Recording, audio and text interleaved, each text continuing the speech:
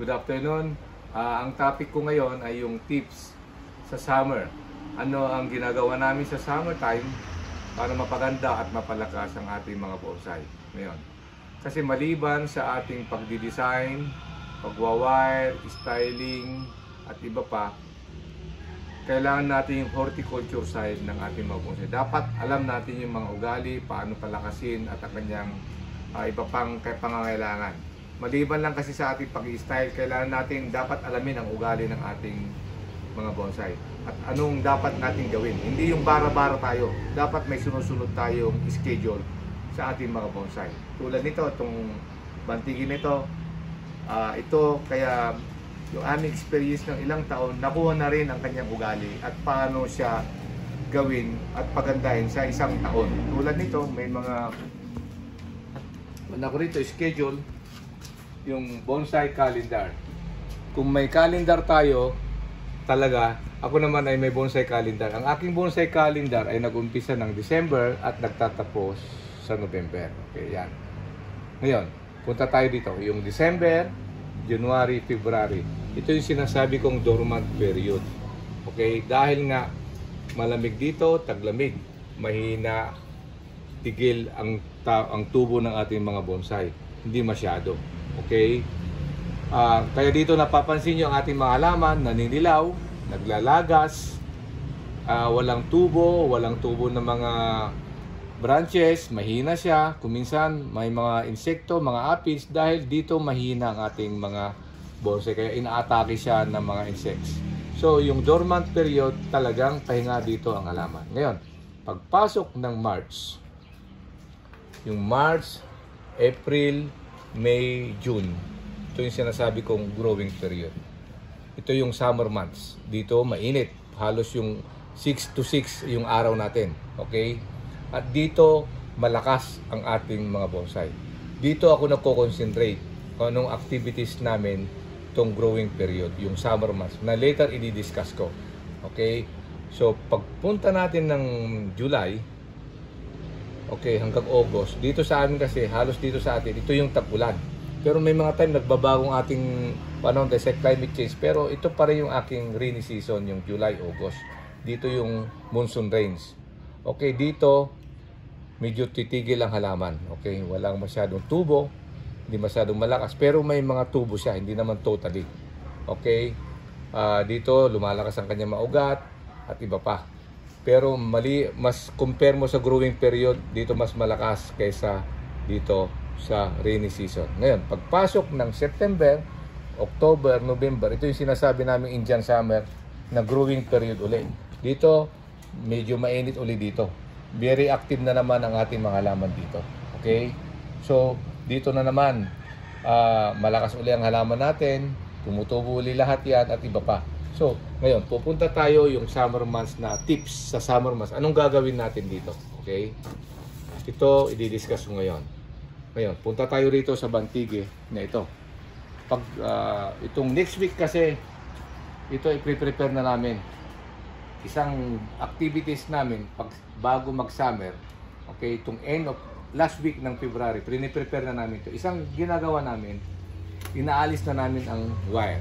Tulad dito, makita nyo, nakalis na kami kanina. Nakita nyo, nagkaroon na ng sugat, mahigpit na, no? Okay, karoon na ng scar.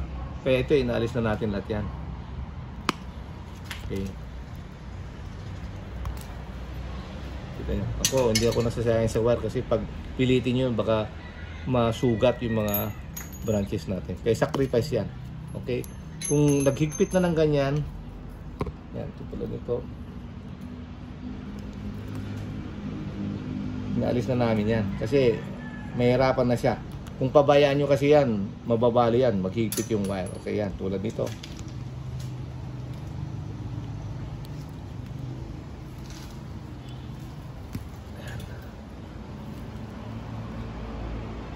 Maingat lang at huwag magmadali sa pag-alis. Yan. Okay.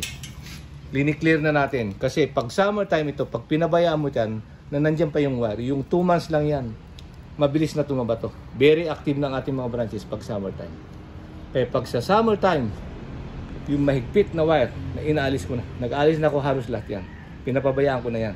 Okay, kasi within 2 months, nag-wire ka ngayon. Within 2 months, alisin mo uli yan. Sayang lang yung mga branches, yung mga wire mo. Okay, yung efforts mo, yung time. Kaya pag buong summertime, diyan ako nagre-release ng wire. Inaalis ko lahat yan.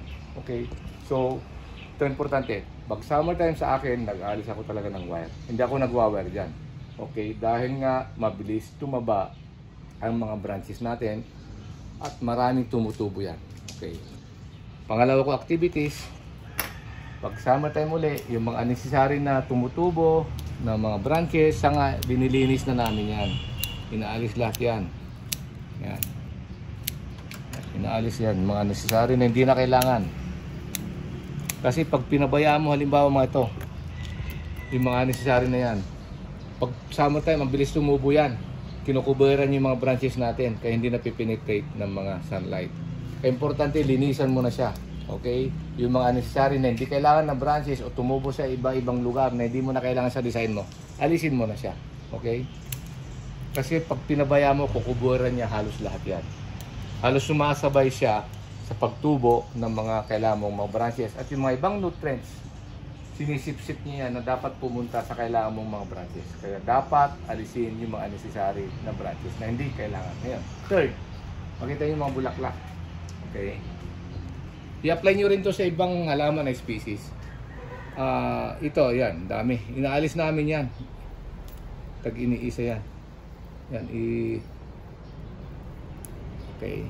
Kasi pag hindi mo alisin yan, itong mga bulaklak na ito, inaagaw niya yung nutrients na dapat pumunta sa branches mo, dahon mo, inaagaw niya yan. Halos dyan pumupunta yung sustansya. Kaya, inaalis namin yan. Lahat. Okay. Okay, itong bantigi may white na bulaklak, may yellow. Yung pinaka-rare ngayon, may red. May dati akong red at may mga ibang collectors may red silang bulaklak. Okay. Ayan, so third, lahat ng bulaklak, inaalis namin yan. Tuloy-tuloy yan. Pag summertime yan, pag nag-alis ka uli yan, may mga malilit uli yan, tataba uli yan. So, alisin mo uli yan, mga bulaklak na yan. Okay? Tuloy-tuloy ang pag-alis namin ng bulaklak sa summertime. Tuloy-tuloy din kasi ang paglabas niya. Kaya third yon. Okay? Ngayon, pag ang isa pa namin activities, rini-prepare na namin. Tulad nito, kung halimbawa, nabuo mo na, no? Na-set up mo na yung mga third, fourth generation na branches na i-wire mo na. Una, yung mga unnecessary na leaves din, maliban sa mga sanga. Alisin mo na yung mga matured na dahon. Tulad na yan, mga matured yan, malalaki. Iwanan muna lang yung mga dulo, yung mga bagong dahon. Okay, inaalis namin yan. Ganon din sa ibang species, lilinisan mo. Okay, yan. Yung mga nasa ilalim na mga branches, tulad nito, alisin mo na. Iwanan mo lang yung mga wire na dapat, yung mga branches na kailangan mong iwanan. Okay, para doon mapunta yung concentration ng nutrients. Okay, yan. Ito natin, pinabawasan namin yan. Para yung araw, makapenetrate siya sa mga branches natin. Para maging matured yan, maganda. Ayan. Halimbawa, tulad nito ay medyo na-set up mo na. Isa pa, ang ginagawa ko, nagtitim na ako. Tinitim ko na yan. Set up ko na siya. Kasi, yan, nagtitim na ako. Kung medyo kompleto ka na ng mga branches. Kasi, pag ito'y tumubo, tulad nitong kinat natin to, tutubo yan ng 2 to 4, 4 na buds yan. Kaya ulitin mo sa lahat yan, tutubo lahat yan, kakapal, makakabuo ka ng twiggings, yung canopy rito, yung grouping. Kaya ulit-ulitin mo yan sa summertime, mabubuo mo na yung gusto mong grouping dito, yung twiggings. Kakapal yan, tulad nito, nakat na namin. Kakapal na yan, makakabuo ka na ng mga groupings dito, ganun din sa iba. Kaya ulitin mo yan. Basta nabuo mo na yung secondary, tertiary at fourth generation, pwede ka nang mag-twiggings. Yan sinasabi ko para makabuo na tayo. Okay? Kasi pag tumubo yung mga kinat mo na yan, 3, 4, lahat yan, makukuberan niya yan yung isang portion na yan. Kaya ganyan. So ika-4 yan, sabi ko sa inyo, nag-twiggings na rin kami. Sinasabay na namin para mabilis siya. Yan. Okay, maliban dyan, sa activities pa namin, yung fertilizer. Diyan ako malakas mag-apply ng fertilizer sa summertime. Kung 15 days dati ang interval natin sa pag-apply ng sulfate at triple 14, ginagawa kong 10 days. Halimbawa, April 1, sulfate. April 10, apply ulit ako ng triple 14. April 20, sulfate. Mas madali, mas palagi. So 10 days interval. Para sabayan mo yung kanyang growing period. Tulungan mo na rin siya ng fertilizer. At ganoon din, i-apply mo na yung mga dapat mong fertilizer para mas lalong ma-potential niya, makuha niya yung kanyang potential sa pagtubo at paglaki. So ganoon, fertilizer. Ngayon, sa pagdilig, siyempre sobra init ngayon kasi 6 to 6. Ang araw natin ngayon to, yung aking pagdidilig ay 3 times a day. Morning, mga alauna, at hapon. Lalo kung gumagamit ka ng pumice, lahar pumice, madaling matuyo to. So, pag pumice o yung medyo malalaki yung medium mo, kailangan mo 3 times a day na magdilig. Kaya ganyan. So, maliban sa fertilizer, dapat yung pagdilig mo rin ay dapat 3 times a day. Ngayon, ano bang activities namin? Kaya yan, inuulit na namin yan. Ito, gagawin na yan. Alisin na lahat yung wire. I-prepare na siya, yung mga unnecessary branches, alisin mo na para maiwan lang yung dapat maiwan para sa kanyang buong kailangan, kabuuan, ma-style mo siya. Okay? Ngayon, isa pa namin activities sa yung growing period, yung summertime na sinasabi natin, diyan kami nagre-repat. At diyan kami nagtatanim. Okay? Diyan kami nag-hunting. At nagre-repat at lahat. Okay? Kasi growing period niya yan. Pag nag-repat ka, yung 4 days lang, 5 days, ang bilis niya mag-recover. Okay? Hindi tulad ng taglamig. Ginalaw mo nga siya ng taglamig, walang tubo, tutubo lang din siya ng summertime. But di gawin mo na lang sa summertime yung pag-repat. Kasi yung growing period dyan siya malakas. Kaysa nag-repat ka ng doormat, wala ring activity yung halaman mo na dyan, yung taglamig na yan nasaktan mo pa siya. Okay? So ako nagre-repat na ako sa summertime kasi after ng repotting mo, kung minsan nga pinapaaraw namin agad, walang pagbabago okay? Halos madalis siyang makarecover. Basta bawasan mo lang ng kaunting dahon yung mga leaves bago ka mag-repat.